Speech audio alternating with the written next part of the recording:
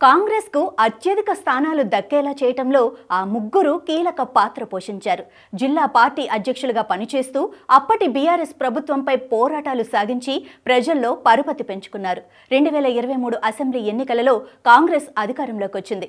ఆ ముగ్గురు నేతలు కూడా ఎమ్మెల్యేలుగా విజయం సాధించి ప్రభుత్వంలో కీలక పాత్ర పోషిస్తున్నారు. అయితే ఇప్పటికీ జిల్లా అధ్యక్ష పదవిలో వారే ఉండటంతో పార్టీ కార్యక్రమాలపై సరిగా దృష్టి పెట్టలేకపోతున్నారన్న చర్చ కొనసాగుతోంది. ఇంతకీ ఎవరా ముగ్గురు? Let's watch this story. ఉమ్మడి కరీంనగర్ జిల్లా పునర్విభజనలో 3 జిల్లాలుగా విడిపోయింది.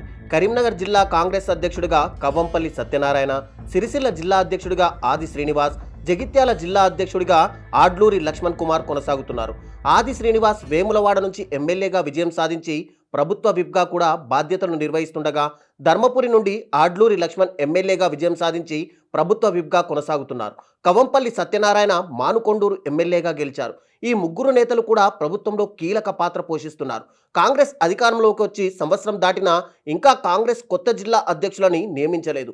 ఎమ్మెల్యేలుగా గెలిచిన జిల్లా కాంగ్రెస్ అధ్యక్షులు జోడు పదవుల సవారీతో పార్టీకి సరైన న్యాయం చేయలేకపోతున్నారని కార్యకర్తలు వాపోతున్నారు. దానికి తగ్గట్లే కరీంనగర్, జగిత్యాల, సిరిసిల్ల జిల్లాలో సమన్వయ లోపం స్పష్టంగా కనబడుతోంది. పార్టీ అధ్యక్షులు ప్రభుత్వ కార్యకలాపాల్లో బిజీగా ఉండడంతో పార్టీలో ఏవైనా సమస్యలు వస్తే పరిష్కరించే నేతలు కరువయ్యారని కేడర్ అంటోంది. గ్రామ స్థాయి, మండల స్థాయిలో పార్టీ కార్యక్రమాలు అంతంత మాత్రంగానే కొనసాగుతున్నాయి. ముఖ్యంగా కరీంనగర్ జిల్లా కేంద్రంలో కాంగ్రెస్ పార్టీ మరింత స్తబ్దుగా తయారైంది. తెలంగాణ ఏర్పాటు తర్వాత జరిగిన 3 ఎన్నికల్లో కరీంనగర్ అసెంబ్లీ సెగ్మెంట్లో కాంగ్రెస్ 3వ స్థానానికే పరిమితమవగా పార్టీ కార్యక్రమాలు కూడా నామమాత్రంగా కొనసాగుతున్నాయి. ఇలాంటి పరిస్థితుల్లో 3 జిల్లాల అధ్యక్షులు ఎమ్మెల్యేలుగా గెలిచాక వారి అసెంబ్లీ నియోజకవర్గాలకే పరిమితమవుతున్నారు. కనీసం కాంగ్రెస్ జిల్లా పార్టీ కార్యాలయాల్లో కూడా అడుగు పెట్టడం లేదు. ఒకవేళ అడుగు పెట్టినా ఏదైనా ముఖ్యమైన పార్టీ కార్యక్రమం ఉంటేనే అటెండెన్స్ వేయించుకుంటున్నారని సమాచారం. త్వరలో స్థానిక సంస్థల ఎన్నికలు జరగనున్న నేపథ్యంలో పార్టీకి బలమైన నాయకత్వం లేకపోతే ఇబ్బందులు ఎదురవుతాయని క్యాడర్లో చర్చ సాగుతోంది.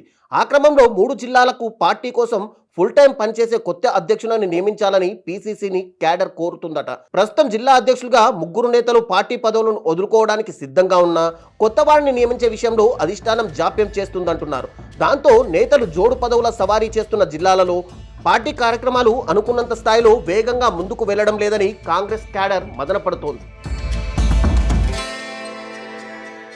స్థానిక సంస్థల ఎన్నికలకు సిద్ధం కావాలంటే ఖచ్చితంగా నాయకత్వం మార్పు జరగాలని ఆశావహులు కాంగ్రెస్ కార్యకర్తలు బలంగా కోరుతున్నారు.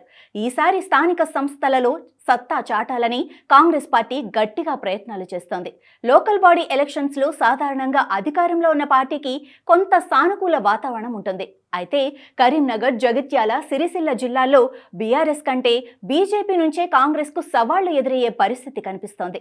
అటు నిజామాబాద్ ఎంపీ ధర్మపురి అరవింద్, ఇటు కరీంనగర్ ఎంపీ కేంద్ర సహాయ మంత్రి బండి సంజయ్ తమ పార్లమెంట్ సెగ్మెంట్ల పరిధిలో ఇప్పటికీ భారీగా బీజేపీ సభ్యత్వాలు నమోదు చేయించారు.